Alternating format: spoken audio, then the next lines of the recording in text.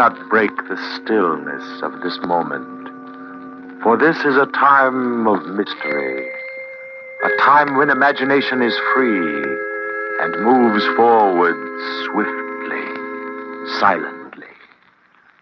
This is the Haunting Hour.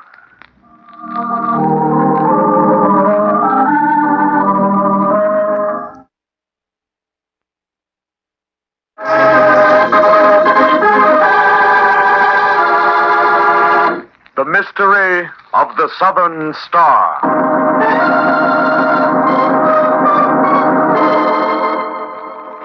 An ocean liner, several days out of South Africa, plows through the Atlantic toward America. Another turn around the deck, Mrs. Ashworth? Heavens, no, Mr. Westcott. My goodness, I haven't walked so much in years. If you don't mind, I'll just collapse on one of these deck chairs for a while. Won't you join me? I'd be delighted. Well, only one more day and then America. It's been a fine trip. Yes, lovely. I really enjoyed it. Atlantic crossings can be very boring unless you meet the right company. You've been very charming, Mr. Westcott. Same to you, Mrs. Ashworth. There's one thing I regret, though. What's that? I haven't met your husband. Oh, Frederick. Well, he's been keeping to our cabin pretty much. You see, Mr. Westcott, he doesn't want to mix with people very much this trip. Indeed. Why not? Oh, it's not what you think. Frederick isn't antisocial or anything like that. You see, oh, well, of course I can tell you. You see, my husband is with Dubois and Company in New York. Dubois? You mean the big diamond importers? Yes. They commissioned Frederick to travel abroad and purchase the Southern Star for a client. Southern Star? Why, that's one of the biggest diamonds they ever took out of the Kimberley mine. Yes. Naturally, Frederick has to be very careful whom he meets this trip. Oh, of course. He's carrying a precious cargo. Personally, I'll stick to a nice humdrum business like stockbroking. I can't stand excitement. Oh, there's really no danger. It's only a precaution. Why, here comes Frederick now. Frederick? Oh, there you are, Emily. I was just looking for you. Frederick, I want you to meet Mr. Westcott. I've told you about him several times. How do you do? I'm delighted to meet you, sir. Mr. Westcott's been charming, Frederick. I've already asked him to drop in on us when we get back to New York. Yes, excellent, excellent. Well, my dear, we'd better go down and dress for dinner. You'll excuse us, Mr. Westcott? Of course. I'll see you both later in the evening. Possibly, yes. Come along, Emily. Emily, Yes, Frederick. you've made a lot of friends this trip. Westcott and others. Well, why shouldn't I, my dear? What's wrong with that? Nothing, but you know what I'm carrying in the cabin. I hope you haven't mentioned it to anyone. Of course I haven't, Frederick. Good heavens, you talk as though I've been associating with criminals.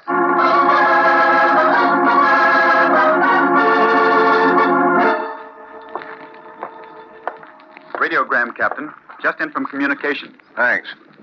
Any answer, sir? No. Tell Sparks to send these messages, though. Aye, aye, sir.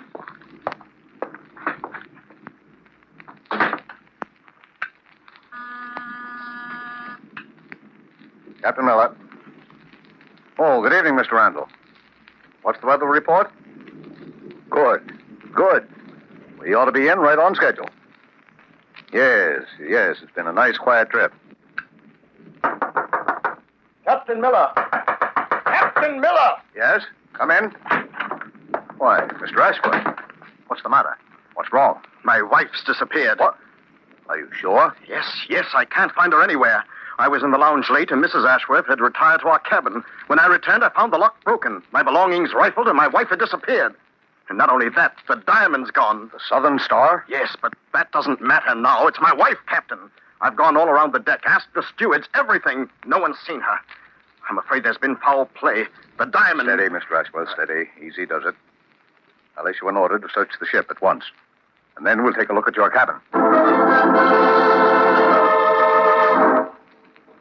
Well, whoever forced an entrance into your cabin here, Mr. Ashworth, certainly left it in an awful mess. Tell me, where did you keep the diamond? In my wife's powder box. She kept it in a locked dresser case. It's gone. Well, what happened seems fairly simple. Someone aboard got wind that you were carrying the Southern Star, broke into your cabin, surprised your wife. Come in. We've searched the ship, Captain. We haven't found a trace of Mrs. Ashworth. You've made an exhaustive search, Mr. Dennis? Yes, sir. We've looked into every nook and cranny of this ship, sir. I'm afraid she's gone. Overboard. Emily. Then it's true. She's really gone. I'm sorry, Mr. Ashworth. I know you want to be alone. But first, there's something I must ask you.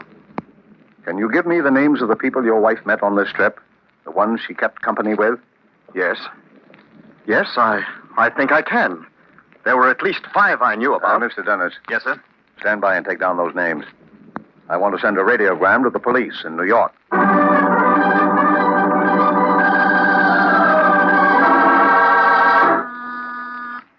Yes? Detective Lieutenant Henry Hinge to see you, Commissioner. All right, send him in. Morning, Commissioner. Oh, morning, Hinge. Sit down. I've got a little job for you. What is it, sir?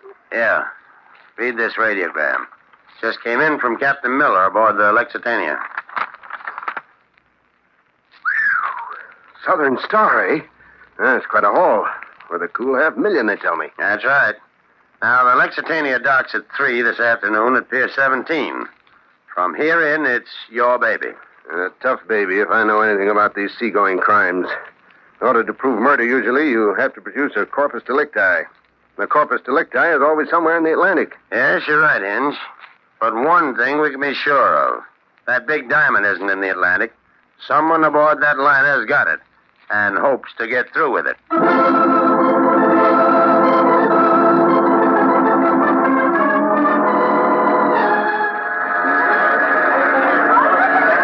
Lieutenant Hinge, they're beginning to come off the Lexitania. Yeah. Everything set, O'Hearn? Yes, sir. We've got a quarter of the men thrown around the boat. All right. Now, there were 5 names in that radiogram, O'Hearn. Be sure you get them all and find out where every person on that passenger list is staying. Right, sir. Oh, here comes Mr. Ashworth, Lieutenant.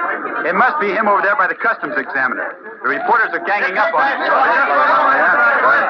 about that story? Do you think you'll ever recover the Southern Star? Gentlemen, please. Please, gentlemen, I have no comment to make. What? And I won't have until I talk to the police. Come on, Ahern. Better rescue the poor devil from that gang of wolves. Right, Lieutenant. All right, you guys. Move back. Move back, I say. Let him get by. Stay off, I'm with that. Come on, we'll send down here. Ashworth? Yes?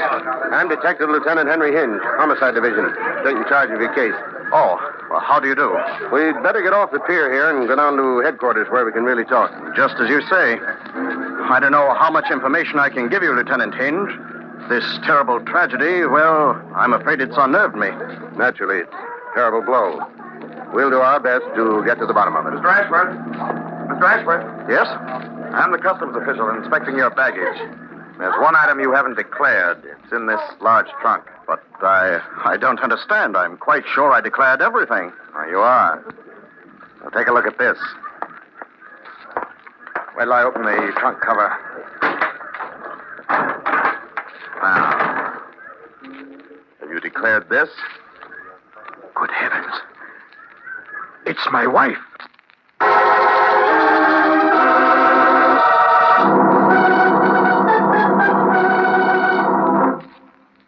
Well, Hinge, are you going to hold Ashworth for the murder of his wife? No, Commissioner. In fact, I've already released him. But the body of Mrs. Ashworth was found in his trunk. That's true, Chief. But it doesn't follow that Ashworth put the corpse in his trunk. In fact, he would be the last man to do so. How do you come to that conclusion? Well, Ashworth is an experienced traveler. He's crossed the Atlantic several times. He'd be sure to know that the customs inspectors would open his trunk for examination. Would it be logical for him to hide the body there when it would be certain to be discovered? Well, no, it wouldn't. Well, there's a second point, too. If Ashworth wanted to dispose of his wife, the easiest way would be to simply dump her overboard during the night. Then there would be no corpse to plague him. Yes, that's true. As I see it, someone's made an awkward attempt to throw a murder rap onto Ashworth. In fact, it's so amateurish, it's almost incredible. Who that someone is, I don't know as yet. There were 1,500 people aboard the Lexitania, and that's going to be quite a screening job. But there's one big break in this case I hadn't counted on. Yeah, what's that? The corpus delicti. It isn't at the bottom of the Atlantic this time, but right down at the morgue. I'm going down there soon and have a good look at it. I always like to see a corpse when there's been a murder. Something you can put your finger on. Yes? Commissioner, this is Sergeant O'Hearn. I hate to butt in like this, but I wondered if I could speak to Lieutenant Hinge for a minute. Hey, it's for you, Hinge. It's Sergeant O'Hearn. Thanks. What is it, Ahern? Lieutenant, about those 5 suspects we picked up off of the boat. Mrs. Ashworth's friends. Yes? Well, they're raising the roof. They say you've got no right to hold them any longer. All right, Ahern. Get them together and bring them to my office. I'll interrogate them there, one by one.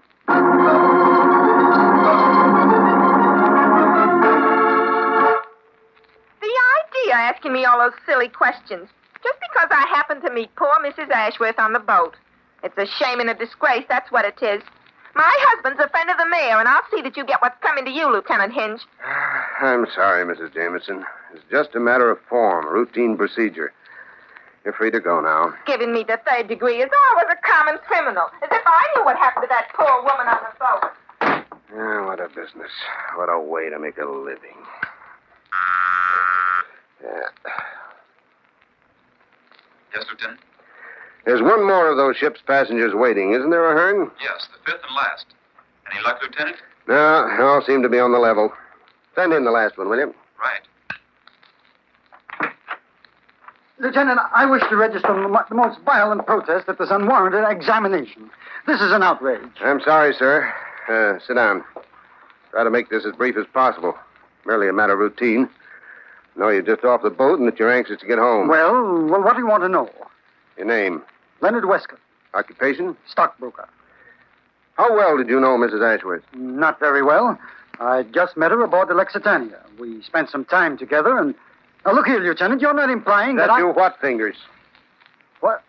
What did you call me? Fingers. Fingers Faraday. You ought to know your own name. What? Oh, I don't know what you're talking about. So you're a stockbroker now, eh, Fingers? Pretty dull occupation for one of the world's cleverest jewel thieves. I tell you, my name's Westcott. Don't waste my time, Fingers. I've got a long memory for faces. That scar on the thumb of your right hand hasn't changed a bit. Okay. So you know. What of it? I haven't done anything. Where's the Southern Star? I tell you, I didn't have a thing to do with it. I don't know where it is. Better talk now, Fingers. This isn't just a diamond theft. There's a murder rap that goes with this one. Look, Hinge, you've got to believe me. Sure, I knew about the Southern Star, but I never got a crack at it, honest. I don't know where it is or how Mrs. Ashworth got knocked off. The jury might not believe a man with your record, Fingers. Better talk now. I'm not saying anything. I don't know anything, and you can't prove anything, see? All right, we'll put you on ice for a little while. Maybe your memory will come back to you.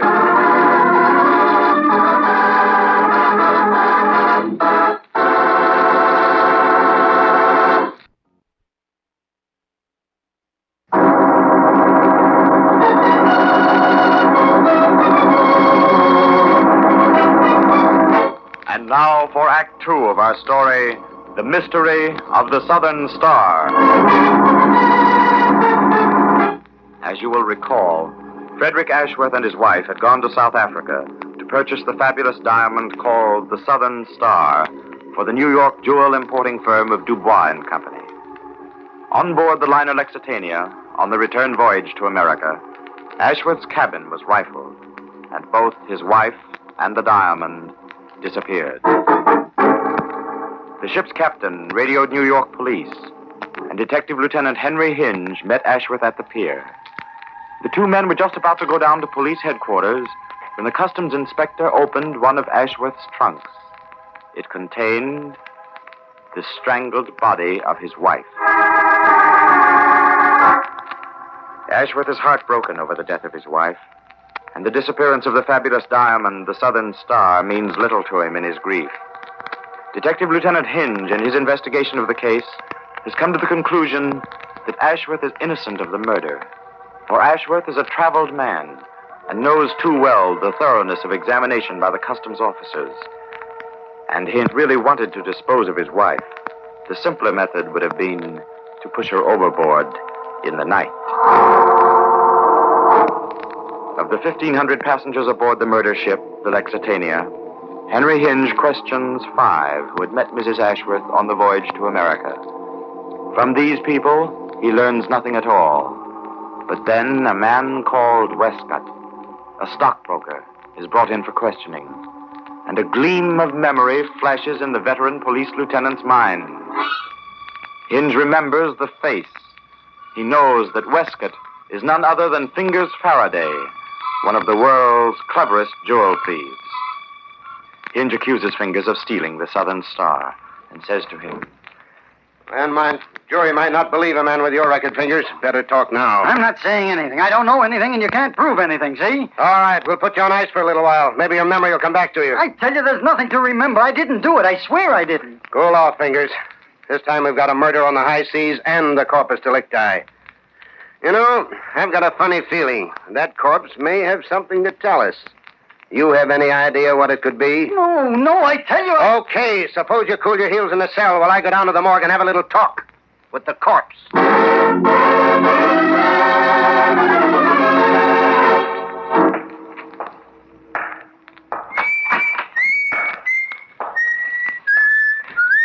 Albert, you sound pretty cheerful this morning. Hello, Lieutenant Hinge. You know me. Whistle while I work. How's business here at the morgue? Bowman, Lieutenant. Bowman. I got 3 new customers today and never a complaint. I don't know where I'm going to put them all. We're full up. Medical examiner got here yet? Mr. Adams? Yeah. No, I ain't seen him. You and him meeting somewhere here this morning? Yep. Mrs. Ashworth. Oh, she lives right over here in drawer 634.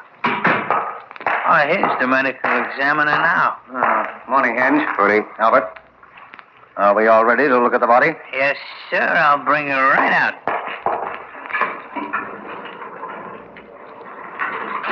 There she is. Now, if you gentlemen will excuse me, I have a little work to do. Well, Adams? Strangled by a person or persons unknown. Marks on the neck indicate someone with powerful hands did the trick. Victim put up a struggle. Note the bruises on the back and face. Yeah. My guess is that rigor mortis set in about... Wait a minute. That's strange. Very strange. What? The victim's mouth is shut tight. That's right. Strangled victim always dies with his mouth wide open, fighting for air. Precisely. It's quite clear that the killer forced Mrs. Ashworth's mouth shut after she was dead. Although for what reason, I haven't the faintest idea. I think I may have. Adams, when can you arrange an autopsy? I'm not sure it's necessary. Cause of death is obviously strangulation. However, I could make all the arrangements by tomorrow morning. Tomorrow morning, eh? That'll be fine. Come in. Why, it's Mr. Ashworth. Yes, Lieutenant Hinge. I'm sorry. The medical examiner and I were just looking over your wife's body. You shouldn't have come here, Mr. Ashworth. Well, I came to claim my wife's body for proper burial. I'm afraid we can't release her now, Mr. Ashworth. But why not? I'm her husband, her nearest living relative. Surely you don't think I wanted to stay in this cold and dismal place among all these other corpses? Lieutenant Hinge, I want my wife to have a decent burial now. It's sacrilege to keep her here. I'm sorry, Mr. Ashworth. Under any other circumstances, of course, you could claim the body. But this is a criminal investigation. We're planning to perform an autopsy on Mrs. Ashworth tomorrow. Autopsy? Yeah. Yes, but what on earth will that prove? I'll know better when we finish it. Well, I'll not permit it. Do you hear? I'll not permit any such nonsense. I have my legal rights, and I'm going to exercise them. You seem pretty upset. Yeah. Can't say I blame him, though, Adams. After all, the woman's his wife. You all through with my client, Lieutenant? Yes, Albert. All through. You can put her away now. Well, this is my last one. Number 634. Out pretty late, huh? All the rest of my children are sleeping for the night. Well, in you go now.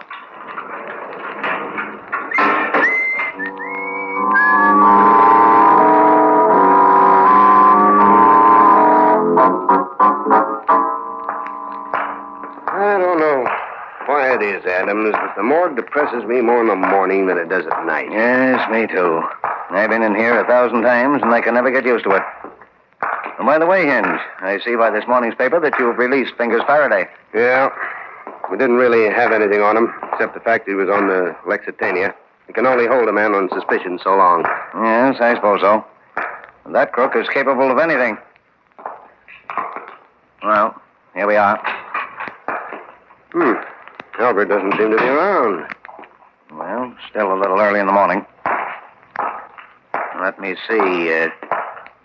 Mrs. Ashworth's body was in drawer 634, wasn't it? That's right. Ah. Here we are. Yeah. Now we'll take off the shroud and... Hinge, look. Yes? Why, it's the body of Albert, the morgue keeper. He's been strangled. But where's Mrs. Ashworth? Somebody with a grim sense of humor came in and stole the corpse last night. And I think I know who it is.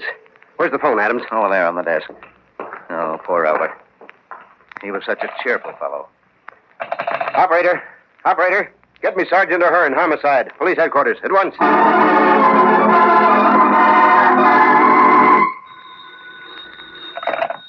Hinge talking. Oh. Now, look, I told you newspaper boys I'd break this case within 24 hours, and I will. That's a promise. Yes, I'll even tell you why anybody would want to steal a corpse.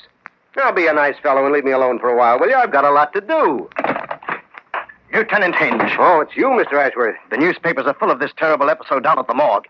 If you'd have turned over the body to me yesterday, this wouldn't have happened. It's disgraceful, sir. Disgraceful. I demand action.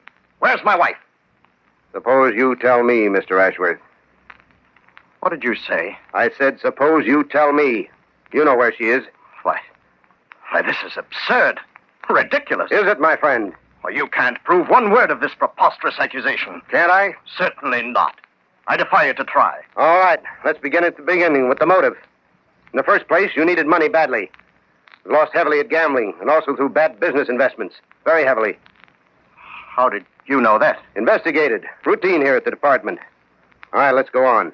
Your wife was heavily insured, and you had the Southern Star aboard the Lexitania. They both added up to money. So you strangled your wife, forced the gem down her throat, and closed her mouth so it wouldn't be detected. Then you stuffed her in your trunk, messed up the cabin, and reported to the captain. Am I right? You're talking nonsense. I'm talking logic. The trick was clever. Point number one, it diverted the attention of the police, including myself, from you as the killer, just as you figured. Naturally, a man in his right mind wouldn't use the trunk to hide the corpse, knowing that customs would surely open it. Go on, Lieutenant Hinge. I find this very funny. I don't think you will later. But to get back, hiding the Southern Star in your wife's throat was a clever way to get it by the customs officer. An almost foolproof way, and it worked. You reasoned that all you had to do was claim your wife's body for burial, take it home, and recover the diamond.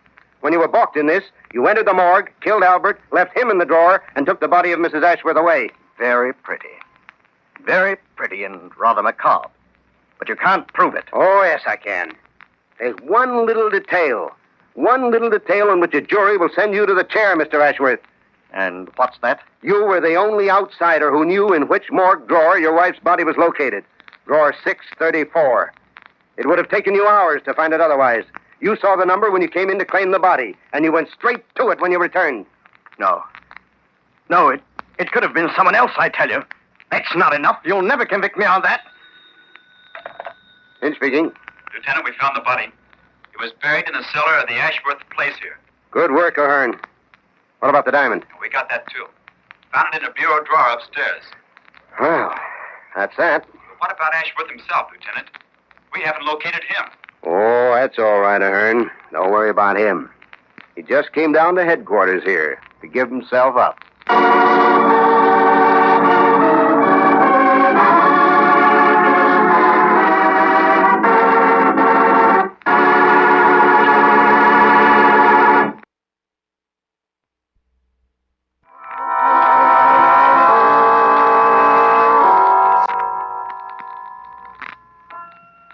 From shadows and stillness, mystery weaves a spell of strangest fascination, charging the mind with doubts and fears. For mystery is a strange companion, a living memory in the haunting hour.